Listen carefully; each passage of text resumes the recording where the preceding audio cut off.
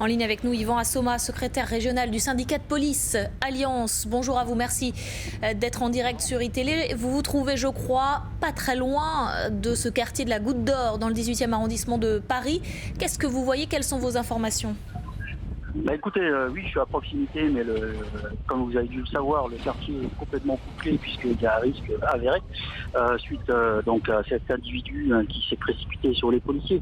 Ce que l'on sait avec une relative certitude, là pour le moment où je vous parle, c'est qu'aux environs de midi, donc un homme de type nord-africain est arrivé quasiment au courant vers les deux policiers qui étaient en faction donc devant ce commissariat. On les a menacés en brandissant un couteau, en criant ce qui semble être Allah Akbar, selon les premiers témoignages qu'on a. Et vu la menace, donc les policiers qui étaient en faction devant ce commissariat ont ouvert le feu et abattu cet homme. Et des fils, dont nature exacte pour l'instant, il y aurait des fils qui dépassaient sa ceinture.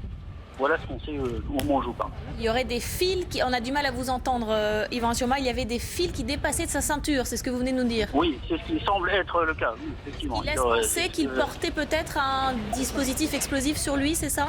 Voilà, c'est pour ça que le risque est pris avec sérieux. La brigade de déminage est sur place et on attend les résultats. Est-ce que vous savez s'il était seul ou s'il y a d'autres hommes impliqués qui seraient éventuellement en fuite? Écoutez, pour le moment, c'est un élément que je n'ai pas. Tout ce qu'on sait, c'est ce que je viens de vous dire. Le quartier, je vous le répète, le quartier a été totalement isolé, un périmètre de sécurité à 200-300 mètres du commissariat. Et donc les deux hommes qui étaient en faction devant ce commissariat sont intervenus, ont ouvert le feu et l'ont immédiatement neutralisé.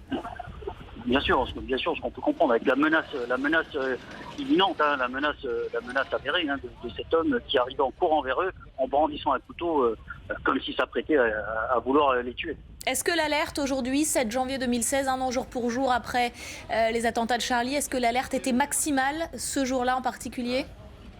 Écoutez, on reste dans l'état d'urgence, on reste dans Vigipirate, alerte attentat, l'alerte est constante.